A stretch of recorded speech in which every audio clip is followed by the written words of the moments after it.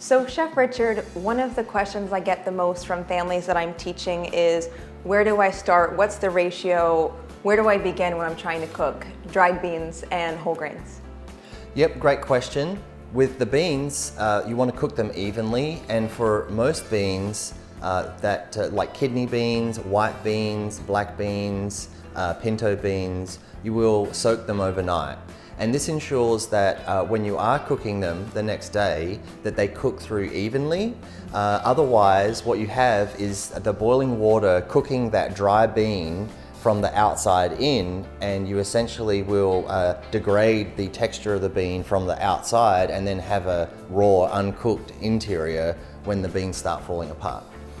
So you can do a fast soak method, which is you would bring the beans to a boil on the stove, the dry beans that you've kind of sorted through, and you bring that to the boil and then turn off the heat and let them sit for about an hour.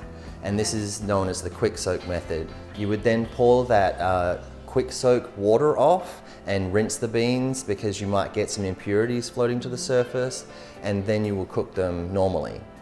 So I've chosen to use the black beans and the rice, and I'm going to make it into a salad. I have dressed some kale with some olive oil and a little sprinkle of salt, and then I'm adding some of the brown rice, just sort of cold brown rice or room temperature is good.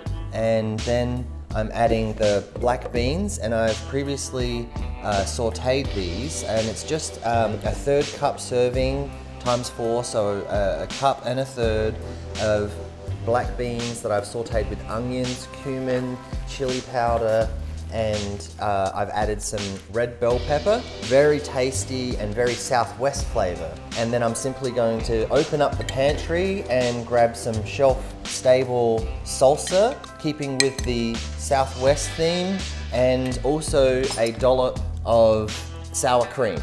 And then the way I finish this off is at the bottom of a bag of tortilla chips that you may have enjoyed some salsa or guacamole or queso with earlier in the week, is you just finish that off with some of the little crumbled pieces, so you have a really wholesome beans, greens and grains with a little fresh salsa out of the pantry, the sour cream, and some crunchy textural elements from the corn chips.